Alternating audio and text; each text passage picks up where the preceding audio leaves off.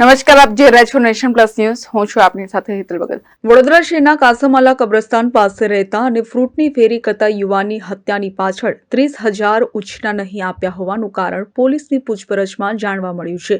મૃતકે તે સમયે આરોપીને લાફો ઝીંકી દીધો હતો. તેની રીસ રાખીને આરોપી ચાકુ લઈને મોડી રાતથી જ ઘાતમાં બેઠો હતો. કાસમાલા કબ્રસ્તાન પાસે રહેતા મોહમ્મદ નાજીમ છોટે હુસેન પઠાણ પગ રિક્ષામાં ફ્રૂટનો વેપાર કરે છે. તેની હત્યા કરીને અમદાવાદ ભાગી ગયેલા આરોપીને પકડવા માટે ડીસીપી પન્ના મોમયાની સૂચના મુજબ કારેલીબાગ પીઆઈ આરસી જાદવ અને તેમની ટીમે અમદાવાદ તરફ તપાસનો દોર લંબાવ્યો હતો.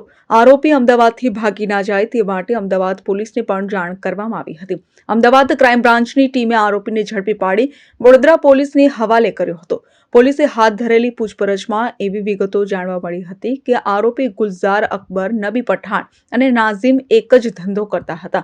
થોડા સમય પહેલા ગુલઝારને પૈસાની જરૂરત પડતા તેણે નાઝીમ પાસે ઉછીના 30,000 માંગ્યા હતા. નાઝીમે તેને રૂપિયા આપ્યા ન હતા અને ઉલટાનો તેને લાફો ઝીંકી દીધો હતો.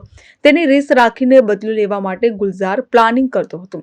ગુલઝારને ખબર હતી કે નાઝીમ રોજ રાત્રે 3 વાગ્યે ઘરેથી નીકળે છે, જેથી તે પાર્કિંગના સ્થળે પોતાની ભાડાની રિક્ષામાં ચાકુ લઈને અગાઉથી બેસી રહ્યો હતો. રાત્રે નાઝીમ આવતા બંને વચ્ચે ફરીથી ઉધારમાં નાણાં આપવા બાબતે તકરાર થઈ હતી. બંને વચ્ચે ઝપાઝપી બાદ ગુલઝારે ચાકુના ઉપરા છપરી 6 થી 7 ઘા ઝીંકી દેતા નાઝીમ લોહીલુહાણ હાલતમાં ઢળી પડ્યો હતો. ત્યારબાદ તેણે ઘરે જઈને કપડાં બદલી ચાકુ સંતાડી દીધું હતું અને ત્યાંથી ભાગી છૂટ્યો હતો. પોલીસે તેના ઘરેથી હત્યામાં વપરાયેલું ચાકુ કબજે કર્યું છે. ગુલઝારે પણ મરનાર નાઝીમ સામે વળતી ફરિયાદ નોંધાવી હતી. પોલીસને બનાવ નજરે જોનાર સાક્ષીઓ મળ્યા હોવાથી આરોપીની ઓળખ પરેડ પણ કરાવવામાં આવશે. Bureau report, nation plus news, Vadodara.